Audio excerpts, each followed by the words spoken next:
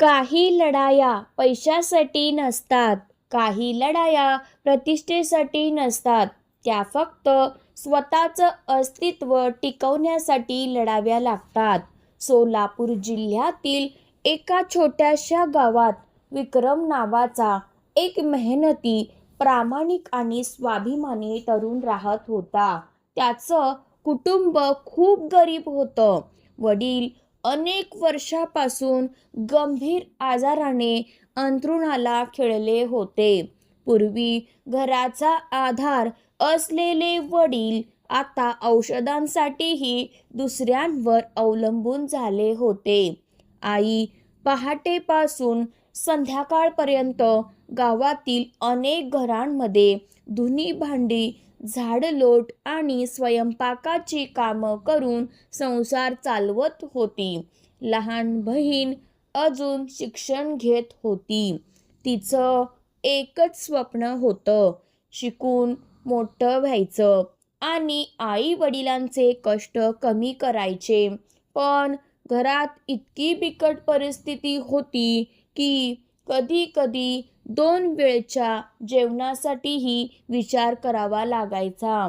अनेक रात्री आई स्वतः उपाशी झोपायची, फक्त मुलांच्या ताटात एक घास जास्त जावा म्हणून. हे सगळं विक्रम रोज आपल्या डोळ्यांनी पाहत होता.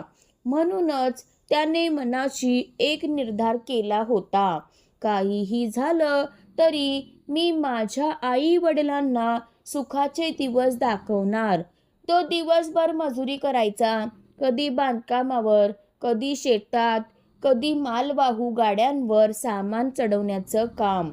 दिवसभर शरीर थकून जायचं, पण रात्री तो पुन्हा पुस्तक उघडायचा.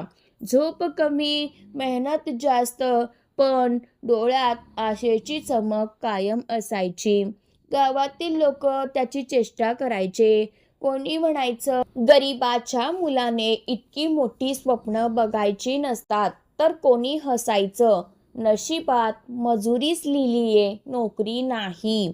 पण विक्रमने कधीच कोणाचं ऐकलं नाही. त्याला स्वतःच्या मेहनतीवर पूर्ण विश्वास होता. काही दिवसांनी गावाजवळील एका मोठ्या कंपनीत भरतीची जाहिरात आली. ही नोकरी मिळाली तर त्याच्या कुटुंबाचं आयुष्य कायमचं बदलणार होतं. विक्रमने दिवस रात्र एक करून तयारी सुरू केली. मुलाखतीसाठी लागणारी प्रत्येक गोष्ट त्याने अभ्यासली. आई रोज देवासमोर दिवा लावून हात जोडायची. ती डोळ्यात पाणी आणून म्हणायची, देवा, माझ्या मुलाच्या कष्टाचं चीज होऊ दे. त्याच्या वाट्याला आता थोडं सुख येऊ दे. मुलाखतीचा दिवस उजाडला. विक्रमने आई वडिलांचे आशीर्वाद घेतले आणि मोठ्या आशेने कंपनीत पोहोचला. मुलाखत खूप छान झाली. प्रत्येक प्रश्नाचं उत्तर त्याने आत्मविश्वासाने दिलं. बाहेर पडताना त्याच्या चेहऱ्यावर अनेक दिवसांनी खरं हसू दिसत होतं. त्याला खात्री होती, यावेळी नोकरी नक्की मिळणार. संपूर्ण कुटुंब आशेने त्याची वाट पाहत होतं. संध्याकाळी त्याचा फोन वाजला. कंपनीकडून कॉल होता. थरथरत्या हातांनी त्याने फोन उचलला. पण पुढच्या काही सेकंदात त्याचं संपूर्ण आयुष्य बदललं. फोनवरील व्यक्ती म्हणाली, माफ करा, तुमची निवड झालेली नाही. विक्रम काही क्षण निशब्द झाला.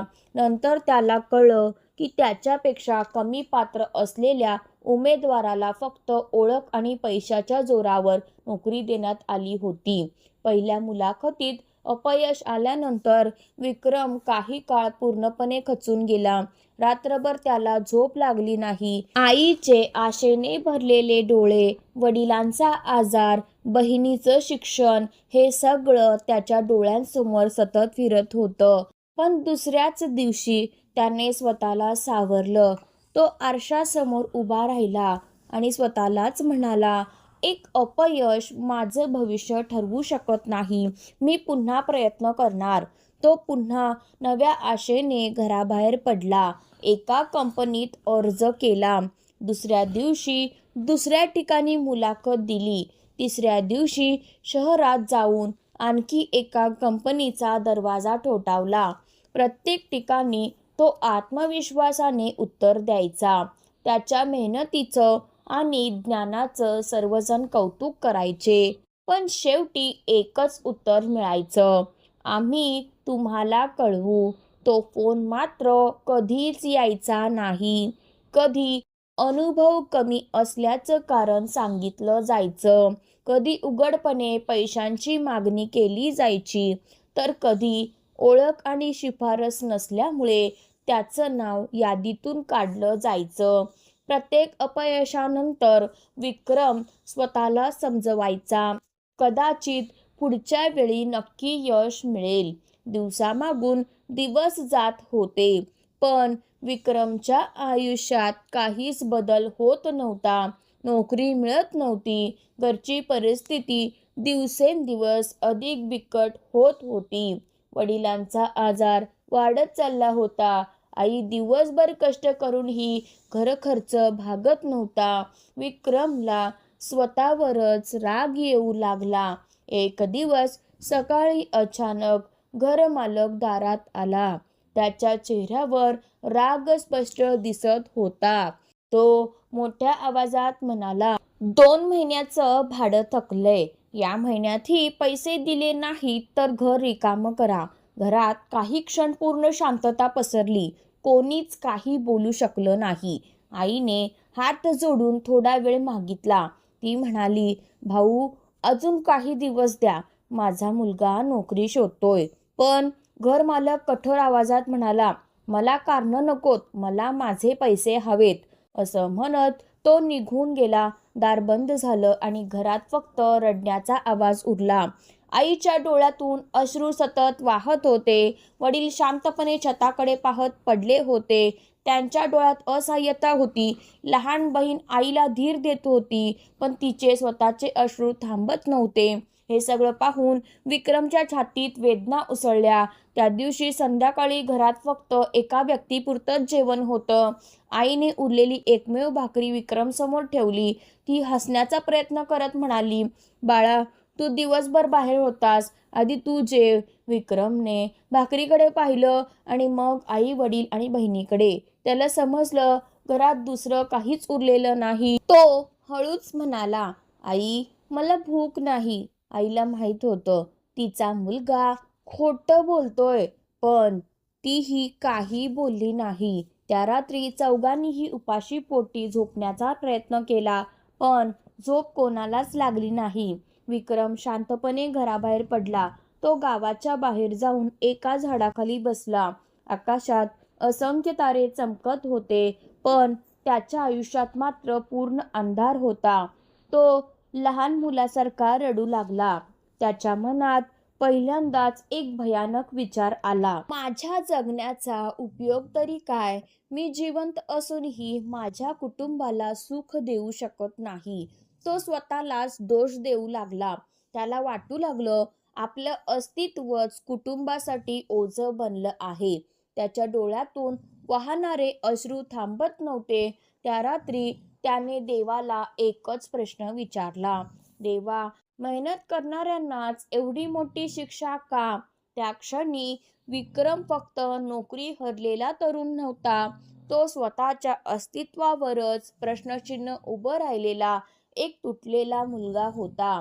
पण त्याला अजून माहीत नव्हतं, ज्यावेळी माणूस स्वतःला पूर्णपणे हरलेला समजतो, त्याच वेळी नियती त्याच्या आयुष्यात नव्या आशेचं दार उघडत असते. संपूर्ण रात्र रडत काढल्यानंतर दुसऱ्या दिवशी सकाळी विक्रमचं मन कुठेच लागत नव्हतं. घरात आईच्या डोळ्यातील अश्रू, वडिलांची असहाय्य अवस्था आणि बहिणीचं अर्धवट राहिलेलं शिक्षण, हे सगळं त्याच्या डोळ्यांसमोर सतत फिरत होतं. तो घरातून शांतपणे बाहेर पडला. कुठे जायचं हेही त्याला माहीत नव्हतं. चालत चालत तो शहरातील एका जुन्या उद्यानात पोहोचला. एका बाकावर बसून तो शून्यात नजर लावून विचार करत राहिला. त्याच्या मनात सतत एकच प्रश्न घुमत होता, मी कितीही मेहनत केली तरी माझ्या नशिबात अपयशच का? तेवढ्यात एक 70 ते 72 वर्षांचे वृद्ध गृहस्थ हळूच त्याच्या शेजारी येऊन बसले. त्यांनी काही क्षण विक्रमकडे पाहिलं. त्याच्या डोळ्यातलं दुःख त्यांनी ओळखलं. ते प्रेमाने म्हणाले, "बाळा, एवढा निराश का दिसतोयस? आयुष्याशी हरलास का?" हे ऐकताच विक्रमच्या मनात साचलेलं दुःख बाहेर आलं. त्याने त्या अनोळखी वृद्धाला सुरुवातीपासून शेवटपर्यंत सगळं सांगितलं. घरची गरिबी, वडिलांचा आजार, आईचे कष्ट, नोकरीसाठी केलेली धडपड आणि प्रत्येक ठिकाणी झालेला अपमान. तो रडत म्हणाला, "काका, आता माझ्यात ताकद उरलेली नाही. कितीही प्रयत्न केले तरी प्रत्येक वेळी अपयशच मिळतं." वृद्ध शांतपणे ऐकत राहिले. त्यांच्या चेहऱ्यावर अनुभवातून आलेलं शांत हसू होतं. थोडा वेळ शांत राहून ते म्हणाले, "बाळा, लक्षात ठेव, हरणारा तो नसतो जो पडतो, हरणारा तो असतो जो पुन्हा उठण्याचा प्रयत्न सोडतो." विक्रम त्यांच्या चेहऱ्याकडे पाहत राहिला. वृद्ध पुढे म्हणाले, "तू नोकरीच्या मागे धावत आहेस, पण कधी स्वतःसाठी काम निर्माण करण्याचा विचार केलास का?" विक्रम आश्चर्याने म्हणाला, "काका, माझ्याकडे ना पैसे आहेत, ना मोठं शिक्षण, ना ओळखी." वृद्ध हसले आणि म्हणाले, "मोठं भांडवल पैसा नसतो. मोठं भांडवल म्हणजे प्रामाणिकपणा, मेहनत आणि स्वतःवरचा विश्वास. हे तुझ्याकडे आहे. मग तू गरीब कसा?" त्यांनी स्वतःची कहाणीही सांगितली. ते म्हणाले, "एकेकाळी तेही विक्रमसारखेच गरीब होते. अनेक ठिकाणी नोकरी नाकारली गेली, पण त्यांनी हार मानली नाही. छोट्याशा कामापासून सुरुवात केली. आज त्यांच्याकडे स्वतःचा व्यवसाय होता आणि अनेक लोक त्यांच्या हाताखाली काम करत होते." वृद्धांनी विक्रमच्या खांद्यावर हात ठेवला आणि म्हणाले, "लक्षात ठेव, मेहनती माणसाला नियती उशिरा का होईना पण नक्की साथ देते." वृद्ध गृहस्थांच्या शब्दांनी विक्रमच्या आयुष्याला नवी दिशा मिळाली. त्याने नोकरीच्या मागे धावणं पूर्णपणे थांबवलं. स्वतःवर विश्वास ठेवत त्याने छोट्याशा भांडवलातून स्वतःचा व्यवसाय सुरू करण्याचा निर्णय घेतला. आईने उरलेली थोडी बचत त्याच्या हातात ठेवली. ती म्हणाली, "बाळा, माझ्याकडे देण्यासाठी पैसा नाही, पण माझा आशीर्वाद कायम तुझ्यासोबत आहे." विक्रमने गावातील बाजारात एक छोटंसं काम सुरू केलं. सुरुवातीला ग्राहकही फारसे नव्हते. कधी दिवसभरात फक्त 2च ग्राहक यायचे, कधी पूर्ण दिवस 1 रुपयाचीही कमाई व्हायची नाही. गावातील काही लोक त्याची चेष्टा करायचे. कोणी हसत म्हणायचं, "नोकरी मिळाली नाही म्हणून आता हा व्यापारी बनणार म्हणे." तर काही जण टोमणा मारायचे, "याच्याकडून काही होणार नाही. काही दिवसात दुकान बंद होईल." हे सगळं ऐकूनही विक्रम शांत राहिला. त्याने एकच गोष्ट कधीच सोडली नाही, प्रामाणिकपणा. तो प्रत्येक ग्राहकाशी प्रेमाने वागायचा. कधीही फसवणूक करायचा नाही. दिवस रात्र मेहनत करायचा. नफा कमी मिळाला तरी विश्वास कधी गमावला नाही. हळूहळू लोकांचा त्याच्यावर विश्वास बसू लागला. त्याच्या प्रामाणिकपणाची चर्चा आसपासच्या गावांमध्येही होऊ लागली. व्यवसाय वाढत गेला. त्याने आणखी 2 तरुणांना कामावर घेतलं. काही महिन्यात 4, नंतर 10 आणि काही वर्षात त्याच्या उद्योगात अनेक बेरोजगार तरुण काम करू लागले. ज्यांना नोकरी मिळत नव्हती त्यांच्यासाठी विक्रम आशेचा किरण बनला. एक दिवस त्याच्या कार्यालयात एक मोठी गाडी येऊन थांबली. त्यातून एक अधिकारी खाली उतरला.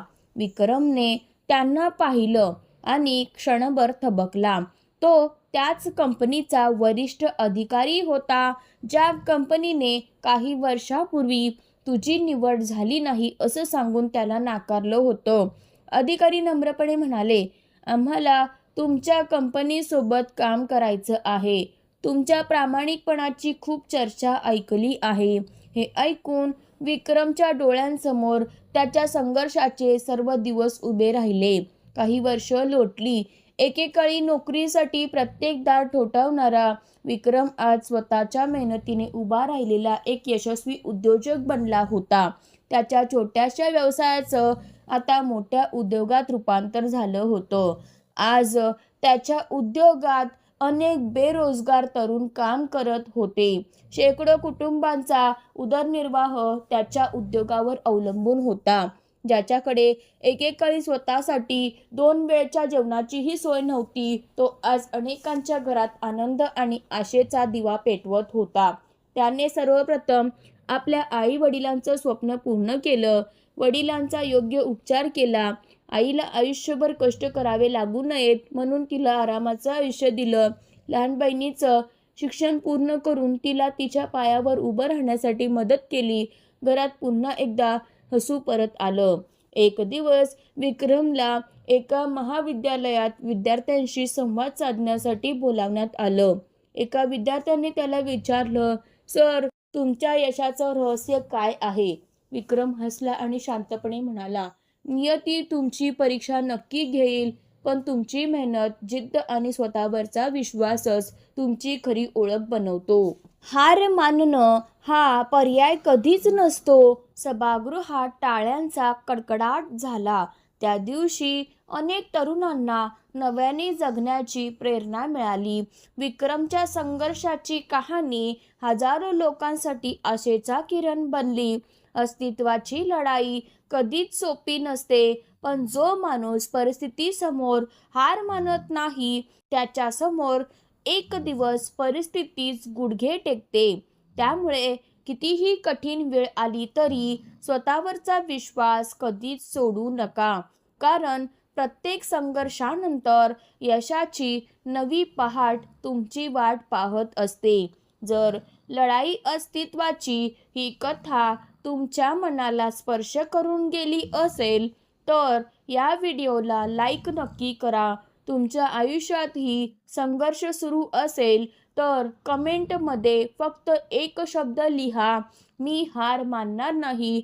तुमची ही एक ओळ दुसऱ्या एखाद्या खचलेल्या व्यक्तीला पुन्हा उभं राहण्याची प्रेरणा देऊ शकते.